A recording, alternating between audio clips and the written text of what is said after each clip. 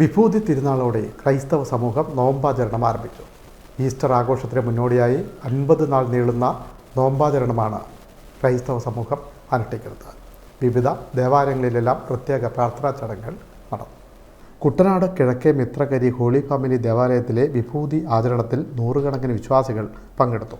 Father Lijo Kuzhuppilly, father Joseph കുട്ടി കിഴക്കേപ്പുറം എന്നിവർ കാർമ്മികത്വം വഹിച്ചു.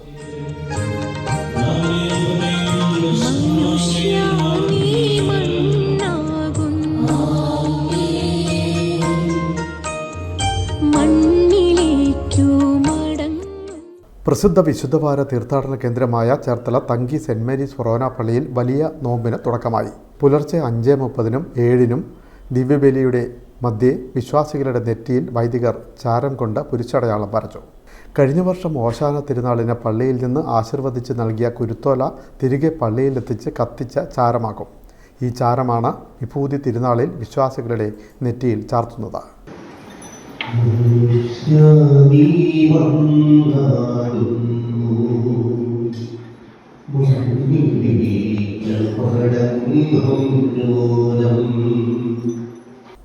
വികാരി ഫാദർ ജോർജ് എടേഴത്ത മുഖ്യ കാർമ്മികത്വം വഹിച്ചു.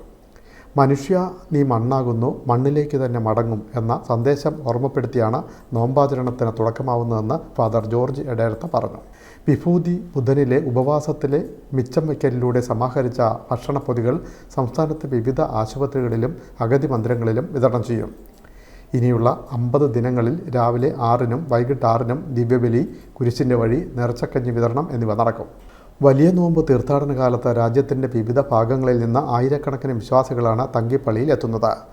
1936 ഇവിടെ പ്രതിഷ്ഠിച്ച കർത്താവിൻ്റെ അത്ഭുത തിരുസ്വരൂപം വണങ്ങുന്നതിനാണ് വിശ്വാസികൾ എത്തുന്നത്.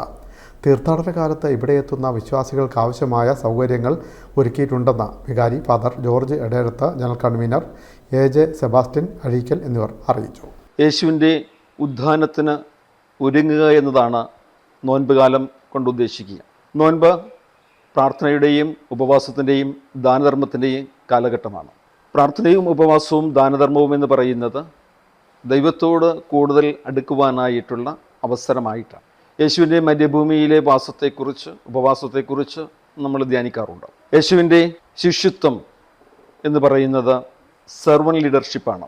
അന്ത്യത്താഴ വേളയിൽ യേശുനാഥൻ ശിഷ്യന്മാരുടെ പാദങ്ങൾ കഴുകിക്കൊണ്ട്, നിങ്ങളുടെ ഗുരുവും നാഥനുമായ ഞാൻ ഇത് ചെയ്തുവെങ്കിലും നിങ്ങൾ പരസ്പരം ഇങ്ങനെ ചെയ്യണം എന്ന് പറഞ്ഞുകൊണ്ട് ഈ ശുശ്രൂഷയുടെ ജീവിതം ശിഷ്യന്മാർക്ക് അവിടുന്ന് ആശംസിക്കുന്നുണ്ട്. നോൻപുകാലത്തിൻ്റെ അന്തസത്തയും അത് തന്നെയാണ്.